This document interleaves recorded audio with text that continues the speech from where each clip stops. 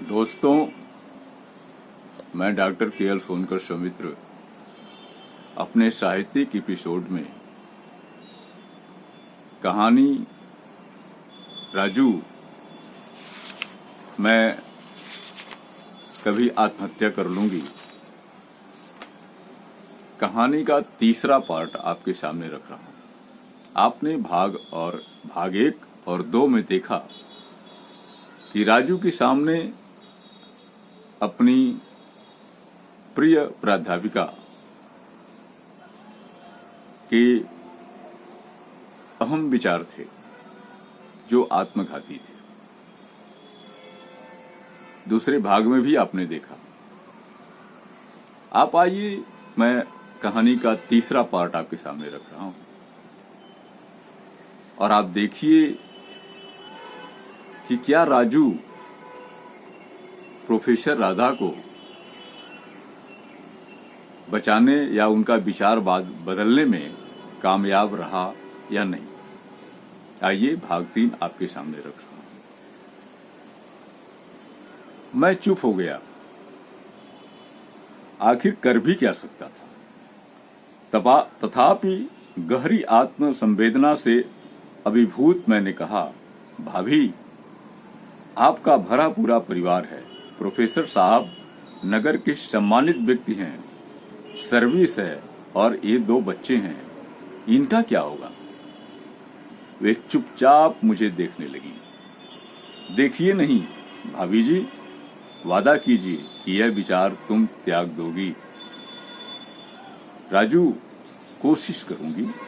अंतर संघर्ष जारी है, कौन जीतेगा कह नहीं सकती। और वे फिर उदास हो गई। चेहरे पर अंतर्द्वंद स्पष्ट था। मैं भी आत्मक्लेश लिए रूम पर लौट आया।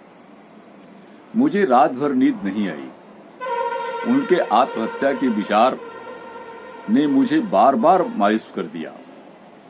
अब तक समाचार पत्रों में मैं आत्महत्याओं की खबरें पढ़ा करता था। सामूहिक आत्महत्याओं के मामले भी प्रकाश में आते थे।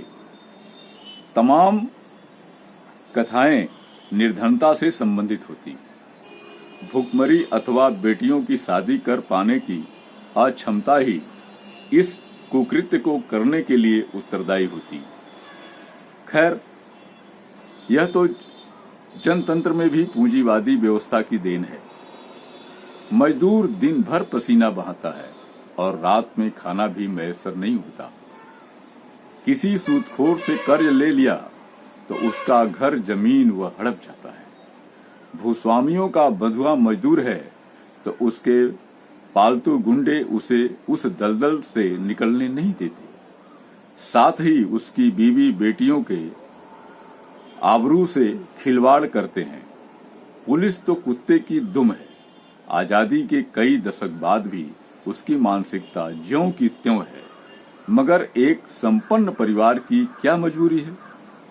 मैंने समाचार पत्रों की उन खबरों पर विश्वास करना शुरू किया जो उन बड़े बड़े पूंजीपतियों व कुलीन परिवारों में आत्महत्याओं से संबंधित थी। पहले तो मैं यही सोचा करता था कि इन बड़े घरानों में हत्याओं को छुपाने के लिए ख्याल से उन्हें आत्महत्या की संज्ञा देकर